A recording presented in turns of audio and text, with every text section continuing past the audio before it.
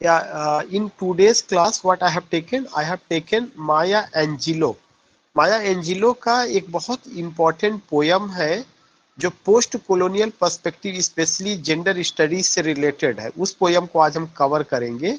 अगर आप देखेंगे कि जब आप माया एंजिलो की बात करते हैं या माया एंजिलो का अगर आप यहाँ पे देखेंगे तो वेल नोन राइटर, बड़ी फेमस राइटर रही, खासकर ऑटोबायोग्राफीज के लिए बहुत फेमस रही है। तो माया एंजिलो जो है, इनका जो जन्म हुआ है, पहली बात तो पूरा नाम इनका मार्गरीट एनी जॉनसन, पूरा बॉर्न मार्गरीट एनी जॉनसन। और कब 4 अप्रैल 1928 को। उनका जो डेथ हुआ है 2014 में हुआ है। तो एक लंबा उन्होंने जीवन जिया। And you here come to know कि she was born on 4 April 1928, died 28 May 2014। तो एक डेट तो याद रखना जरूरी है। क्यों? क्योंकि कभी कभार क्रोनोलॉजिकल ऑर्डर में पूछ लिया जाता है कि ये है तो कैसे है।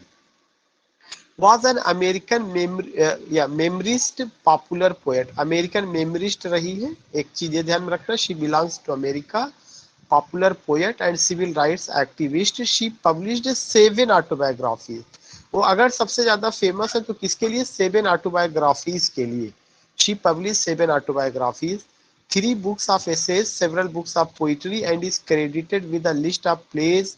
उन्होंने प्लेस भी लिखा, मूवीज भी लिखा and television shows spanning over 50 years. That is another thing, but हमें जो मेन पॉइंट ध्यान में रखना है कि Maya Angelou is famous as a poet, American memoirist, popular poet, civil rights activist. She was born on 14th April 1928, died on 28th May 2014। इसके अलावा उनके हिस्से में और क्या आ जाता है? Angelo is best known for her series of 7 autobiographies which focus on her childhood. उन्होंने 7 ऑटोबायोग्राफीज लिखा जो किस पर फोकस करता है? उनके चाइल्डहुड पर। Angelou is best known for her 7 autobiographies. कितने autobiographies? 7 autobiographies which focus on her childhood and early adult experience. The first I know why the caged birds sing, ये बहुत उनका फेमस रहा, जो उनका एक ऑटोबायोग्राफी रही है। The first I know, the first I know why the caged bird sing. ये आपको ध्यान में रखना है। This is an autobiography written by whom? Written by Maya Angelou. And very important autobiography. जैसे अगर आप कमला दास का माई स्टोरी की बात करते हैं, उनका बहुत ही इंपॉर्टेंट ऑटोबायोग्राफी रहा है, वैसे ही ये भी बहुत इंपॉर्टेंट ऑटोबायोग्राफी रहा है कि the first I know why the caged bird sings tells of her life up to the age of 17। और ये भी ध्यान में रखना है कि ये जो ऑटोबायोग्राफी रही है वह उनके जीवन के 17 सालों के एक्सपीरियंस को बताता है। 17 years life which she spent or the experience which he got। आप ये कह सकते हैं कि किशोरावस्था तक का उनका जो लाइफ का अनुभव था वो उन्होंने किसमें शेयर किया हुआ है? अपनी autobiography I know why the caged bird sing. And it came 1969। और ये कब आता है? 1969 ईस्वी में आता है। और यह किसके बारे में? Tells of a life up to the age of 17 and brought her international recognition and acclaim. ठीक है, उनको अंतरराष्ट्रीय स्तर पे प्रसिद्धि मिली। All these things we find, तो दैट इज अनदर थिंग। एक यहाँ पे और बहुत इंपॉर्टेंट है, ये जो पोर्ट्रेट दिया हुआ इस पे आप देखेंगे नीचे लिखा हुआ है Angelo reciting her poem on the pulse of morning. ये अभी आपको मैं बात में बताऊंगा कि इस पोयम का क्या इम्पोर्टेंस है। जो ये पोयम है उन्होंने रिसाइट किया था on the pulse morning at US president Bill Clinton inauguration. जब यूएस प्रेसिडेंट बिल क्लिंटन बने थे, उनका इनाग्रेशन हुआ था, तब उन्होंने ये पोयम रिसाइट किया था। और ये जो है जॉन केनेडी थे, जॉन केनेडी के समय में वाल्ट व्हिटमैन को बुलाया गया था, उन्होंने भी इस तरह का रिसाइटेशन किया था। तो ये क्वेश्चन पूछा जाता है कि which poem of Maya Angelou was recited at US president Bill Clinton inauguration. तो पोयम का क्या नाम है? On the pulse of morning. ये दो क्वेश्चन बहुत इंपॉर्टेंट बन रहा है। एक तो ये पोयम का नाम आपको ध्यान में रखना है, on the pulse of morning. और दूसरा कौन सा चीज ध्यान में रखना है? एक उनका autobiography I know why the caged bird sing. ये दो चीजें इस शीट में आपको ध्यान में रखना है। अब उन्हीं के बारे में और आगे बात बताई गई है कि उनका जो जन्म हुआ है मार्गरीट एनी जॉनसन के रूप में 4 April 1928 Saint Louis Missouri US में। सेंट लुइस मिसौरी में टीएस एलियट भी पैदा हुए थे। अमेरिकन टीएस एलियट का जन्म अमेरिका में हुआ, बाद में उन्होंने ब्रिटिश सिटीजनशिप उनको मिला हुआ, तो जगह अमेरिका में यही थी, सेंट लुइस मिसौरी में, अमेरिका के सेंट लुइस मिसौरी में TS Eliot was also born, और माया एंजिलो भी। लेकिन जब माया एंजिलो पैदा हुई तो उनका नाम क्या रहा, मार्गरीट एनी जॉनसन के रूप में। उनका जो डेथ हुआ है कब हुआ है, उनका डेथ जो हुआ है May 28 at the age of 86 Winston Salem North Carolina US में। ऑक्यूपेशन क्या रहा है, पोएट रही है, सिविल राइट्स रही, एक्टिविस्ट रही है। पीरियड उनका क्या था 51 से 2014 तक। सब्जेक्ट उनका पोइट्री रहा है। कुछ उनके नोटेबल वर्क्स रहे हैं, और यही नोटेबल वर्क्स पहले भी रहा है और यही अभी भी बात की जा रही है। कौन सा नोटेबल वर्क्स रहा है, I know why the caged bird sing on the pulse of morning, ये तो आपका ऑटोबायोग्राफी है, I know why the caged bird sing, और on the pulse of morning ये उनका पोयम है जो उन्होंने रिसाइट किया था प्रेसिडेंट जब आपके बिल क्लिंटन बने थे, तो उस इनाग्रेशन जो प्रोग्राम हुआ था उसमें उन्होंने इसको रिसाइट किया था, इस पोयम को। स्पाउसेस उनके हस्बैंड जो है टॉस एंजिलॉस रहे हैं, उनका डेथ 1954 में हुआ था, सॉरी डिवोर्स हो गया उनसे जो है। फिर उन्होंने जो है दोबारा मैरिज की पॉल डी फ्यू से, उनसे भी उनका डिवोर्स हुआ 1983 में। तो ये चीजें आप देख रहे हैं। चिल्ड्रन उनका एक बच्चा रहा है गाई जॉनसन। तो ये बायोग्राफिकल स्टडी रही है कि 4 अप्रैल 1928 को जन्म हुआ सेंट लुइस मिसौरी यूएस में। 28 में 2014 को उनकी डेथ हुई है at the age of 86। All these things you see, तो ये आपको नोट कर लेना एट अ ग्लांस में। अब मेन पॉइंट क्या है कि और क्या क्या क्वेश्चंस पूछे जा सकते हैं उनसे रिलेटेड, खासकर बायोग्राफिकल स्टडी से। एक तो क्वेश्चन है कि she was named the first Reynold professor of American studies at Wake Forest university in Winston Salem. एक क्वेश्चन आपको ध्यान में रखना है, वह पहली जो है लेडी रही है जिनको क्या दिया गया था, Reynolds professor of American studies at Wake Forest university in Winston Salem North Carolina. North Carolina में जो यूनिवर्सिटी है वेक फॉरेन यूनिवर्सिटी, उसका पहला Reynolds professor of American studies उनको बनाया गया था। She was active in the civil right movement and worked with Martin Luther King. और उन्होंने किसके साथ काम किया, मार्टिन लूथर किंग के साथ भी काम किया, Martin Luther King junior and Malcolm x के साथ किया। Beginning in the 1990s, she made approximately 80 appearances a year on the lecture circuit. Among she continued into her 80s. In 1993, Angelo recited her poem. ये देखिए question वही फिर से आया हुआ है। 1993 ईस्वी में एंजिलो ने अपनी पोयम को रिसाइट किया। पोयम का क्या नाम है, on the pulse of morning at the first inauguration of Bill Clinton. जब बिल क्लिंटन पहली बार वहां के राष्ट्रपति बने थे, तो उस मौके पर उन्होंने इस पोयम को क्या किया था, इनाग्रेशन प्रोग्राम में उन्होंने इसको जो है रिसाइट किया था। Making her first poet to make an inaugural recitation since Robert Frost. और एक समय था जबकि रॉबर्ट फ्रॉस्ट को भी इस तरह के प्रोग्राम के लिए बुलाया गया था at the inauguration of John F Kennedy. ये दोनों क्वेश्चन बहुत इंपॉर्टेंट है। जॉन एफ कैनेडी जो थे वो अमेरिका के राष्ट्रपति बने थे 1961 में, और उस समय रॉबर्ट फ्रॉस्ट जो पोएट थे उनको बुलाया गया था कि आपको अपनी कोई पोयम रिसाइट करना है। तो this is another important question. और ये इसमें उन्होंने बताया है कि making her first poet to make an inaugural recitation since Robert Frost. Robert Frost के बाद वो पहली पोएट है जिनको बुलाया गया था इस तरह के प्रेसिडेंशियल इलेक्शन होने के बाद जो प्रोग्राम होता है उस इनाग्रेशन प्रोग्राम में इसको करने के लिए। With the publication of I know why the caged bird sing, कह रहे हैं कि ये जो पब्लिकेशन हुआ I know why the caged bird sing, इसके पब्लिकेशन के बाद Angelou publicly discussed aspects of her personal life. Angelou ने अपने पर्सनल लाइफ की चीजों को डिस्कस किया। She was respected as a spoke person for black people. Black people की आवाज और ब्लैक वुमन की आवाज उन्होंने उठाया। And her works have been considered a defence of black culture, और उनके जो है वर्क में ब्लैक कल्चर को उन्होंने डिफेंड किया हुआ है। Her works are widely used in schools and universities worldwide, although attempts have been made to ban her books from US libraries. Angelo's most celebrated works have been labeled as autobiographical fiction, but many critics consider them to be autobiographies. She made a deliberate attempt to challenge the common structure of the autobiography by critique changing and expanding the genre. Her books center on themes including racism. उनका जो book है, जो उनका poem है, जो उनका autobiography है, उसमें कॉमन थीम है। वो कॉमन थीम क्या है? रेसिज्म, नस्ल भेद, आइडेंटिटी, पहचान, फैमिली और ट्रेवल को लेकर के उन्होंने बात की है। तो I would like to tell you here word कि ये जितना भी क्वेश्चन बताया गया कि वो पहला Reynold professor of American studies बनी है at Wake Forest university in Winston Salem North Carolina में,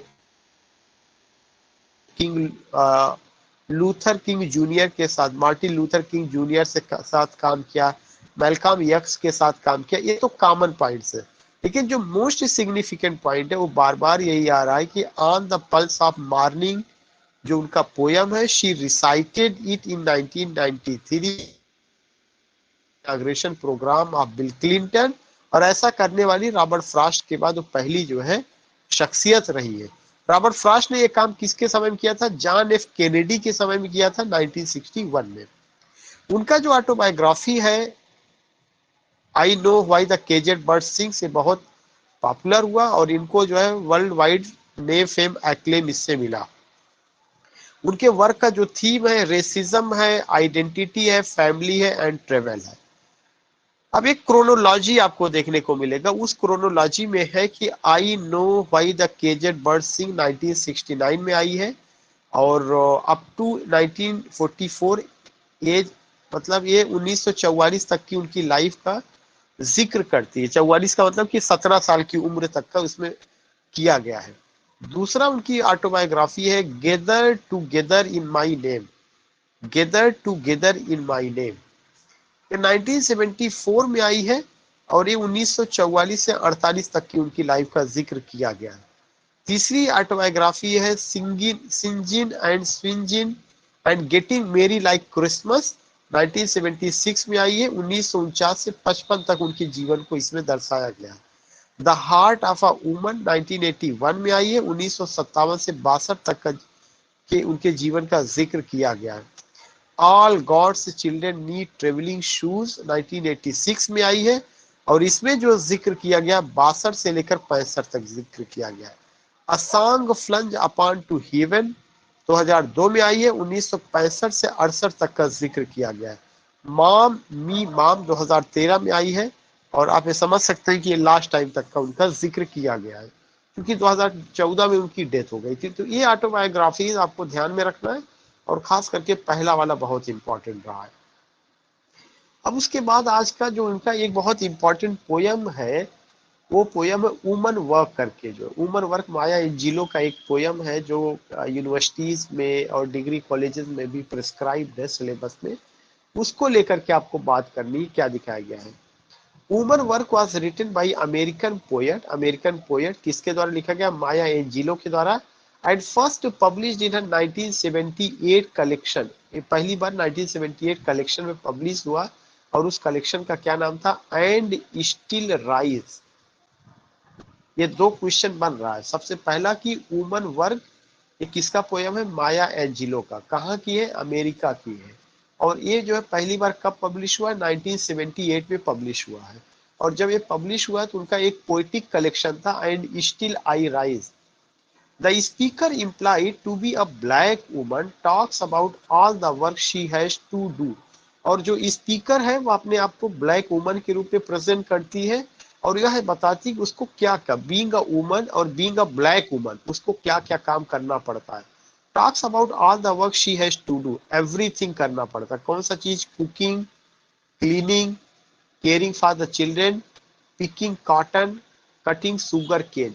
कोई भी ऐसा चीज नहीं है खेती बाड़ी से लेकर के बच्चों की परवरिश से लेकर के जो है सारा का सारा कुछ, इवन कुकिंग, सीविंग, सब कुछ उनको करना पड़ता है। तो बीइंग अ वुमन, और specially being a black woman, उनको कटिंग सुगर केन और पिकिंग कॉटन, ये उनके यहाँ ज्यादा था, तो ये भी उन्होंने किया हुआ है।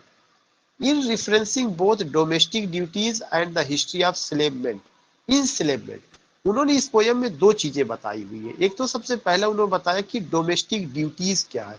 एक जो घर की चार दीवारी है, जो किचन तक औरतों को सीमित किया जाता है, तो उनको जो घर की जिम्मेदारी दी जाती है, डोमेस्टिक ड्यूटीज, ये बहुत इंपॉर्टेंट उन्होंने इसमें डिस्कस किया है। और उन्होंने ये बताया कि कैसे जो है इतिहास के पन्नों को पलटा जाए तो कैसे उसमें जिक्र किया गया कि औरतों को कैसे गुलाम बनाया गया, कैसे उन्हें एक लिमिटेड प्लेस तक ऑक्यूपाई किया गया, दिया गया। The history of enslavement, the speaker implies that black women have long been thanklessly expected others without taking anything for themselves। कह रहे हैं कि जो एक तरह का ब्लैक वुमन है, उनसे यह उम्मीद की जाती है कि वे लगातार अपना समय अपने हस्बैंड को, और अपने हस्बैंड के अलावा जो इंपीरियलिज्म रहा, जैसे अगर व्हाइट पीपल है तो व्हाइट पीपल के घरों में भी जाके सेवा करे, बगैर अपने लिए कुछ उम्मीद किए हुए। तो this is the condition of the black woman, कि they have to serve their husband and accept it they have also to serve at the houses of the white people. White people जो है उनके यहाँ भी जा करके जो है झाड़ू पोछा, जो भी और काम हो सकता है या इस तरह का, तो उस पर भी उन्होंने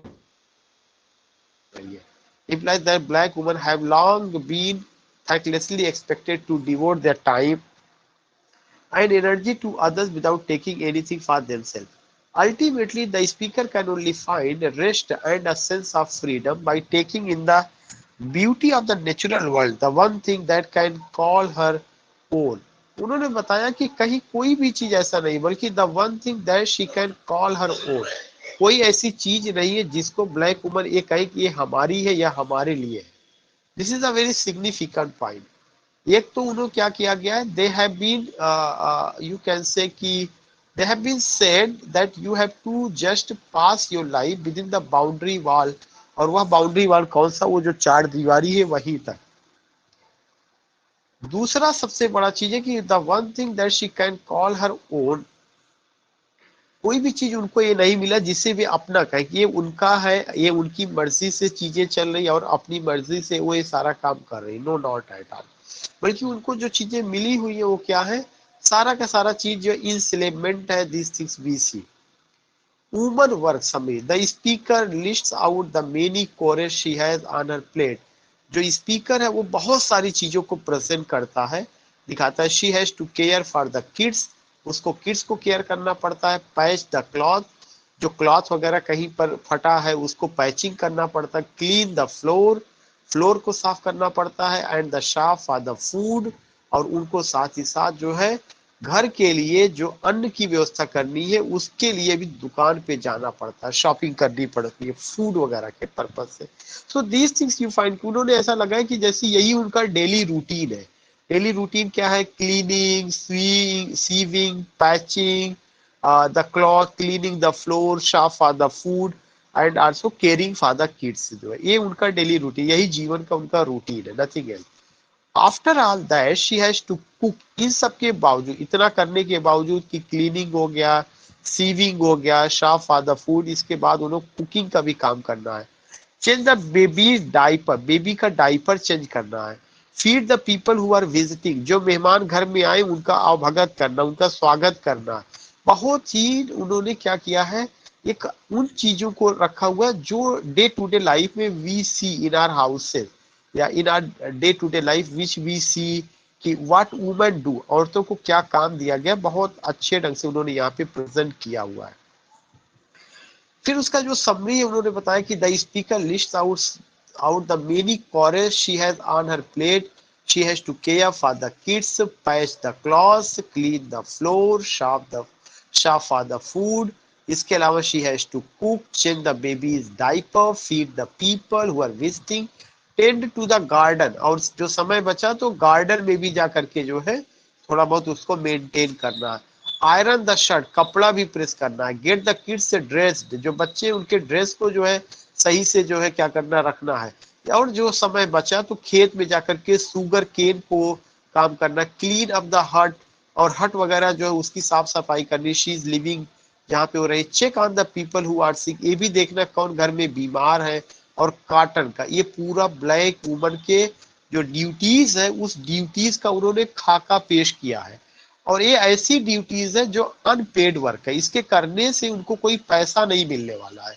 तो this is another important point कि she doesn't get any not a single penny, कि मैं ये सारा काम, इस काम की कोई वैल्यू भी नहीं है, कि when the husband come just from office and ask what you have done, तुम सारा दिन घर में रहती हो, तुम करती क्या हो, ऑल दिस थिंग का आवाज सुनाई पड़ता है। In India also we just see the speaker appeals to the natural world for relief, calling on the sun to shine down her। जो स्पीकर है अब वो क्या करती है कि इन सबके थकने के बाद या इन सबकी बोरिंग भरी बातों को करने के बाद कुछ नेचुरल पॉइंट्स को लेकर के बात करती है, और वो कहती है कि जो सूरज है उसकी लाइट चमक रही है, नेचर की कुछ चीजें जो है उसको अपील करती है, केवल अपनी मेमोरी को, अपनी यादों को या अपने बोझ को कम करने के लिए वो नेचर का सहारा लेती है, अपने दिमाग में उसके जो बोझ है या जो विचार चल रहा है उस चीज को डाइवर्ट करना चाहती है। The speaker appeals to the natural world for relief, calling on the sun to shine down her, the rain to gently fall on her and the dew drops to once again cool her forehead. और ये सब nature उसने बताया, कैसे हल्की सी बारिश हुई, कैसे उसके जो है फोरहेड पर वो बारिश की बूंदें पड़ी, और उसको लगता है कि चीजें जो है नॉर्मल होगी। All these things. She calls on the storm's strongest winds to blow her away from this place and across the sky until she can rest again. She calls on the white snowflakes to softly blanket her, that touch like cold kisses so that tonight she can get some rest. ये जो है वो क्या करती है, natural चीजें जितनी भी उन सबको याद करती है, कहती है कि नेचर की जो भी चीजें हैं, ठंडी हवा है, सूर्य का चमकना है, उसकी किरणें हैं, वो कहती काश ये सब चीजें आती, मुझे टच करती, बारिश की बूंदे जो है मेरे शरीर को टच करती तो मुझे थोड़ा सा रेस्ट मिल जाता। तो she gets comfort, she gets joy, not in the company of her husband, not in the company of the people who are living with her in that house, but to get comfort, to get pleasure, to get joy, she seeks what? She seeks the company of the nature and natural objects। All these elements of nature, कह रहे nature के जितने elements उसने बताया, the sun, the rain and the arc of the sky, the mountains, seas, forest, the shining stars and the moonlight, ये सब उन्होंने जिक्र किया, ये सब बहुत इंपॉर्टेंट है, ये सब उसने बताया हुआ है।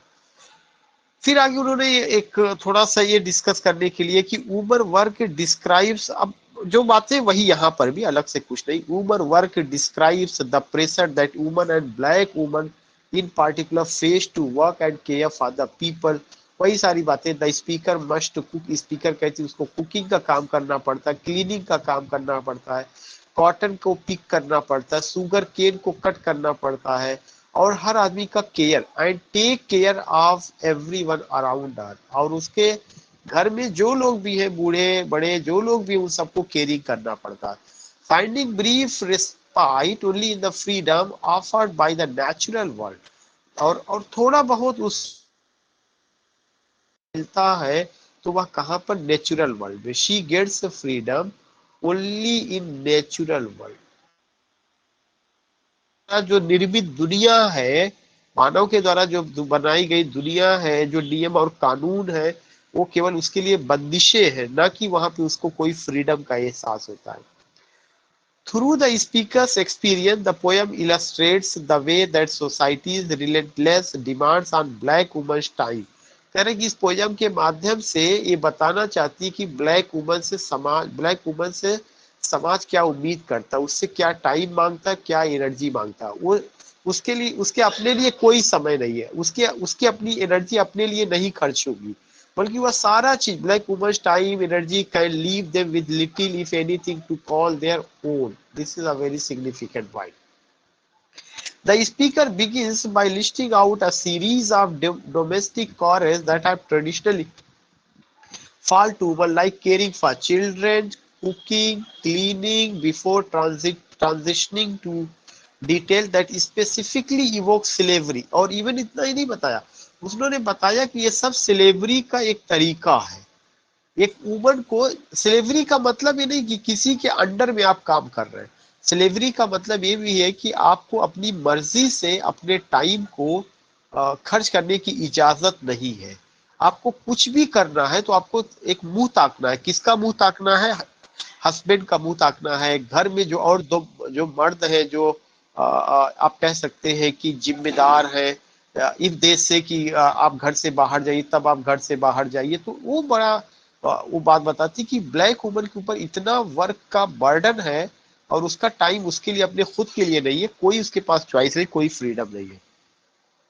As the speaker describes how she must pick cotton, कि कैसे वो कॉटन को पिक करती है, कट सुगर केन का मामला है। The poem places modern black woman's unpaid, मैंने पहले बताया था कि ये जितना वर्क है, ये कौन सा वर्क है? अनपेड वर्क है। ऑफन थैंकलेस लेबर, उनके जो है लेबर को कभी थैंक नहीं कहा जाता, thankless labour within a vital historical context by referring referencing both enslavement and traditional house work. एक तो इंस्लेवमेंट है कि किसी को गुलाम बना करके काम कराना है, और दूसरा जो पारंपरिक हाउस वर्क है वो भी जो है बहुत ही ऐसे ही है। The poem implies that society has long claimed black women's work their bodies।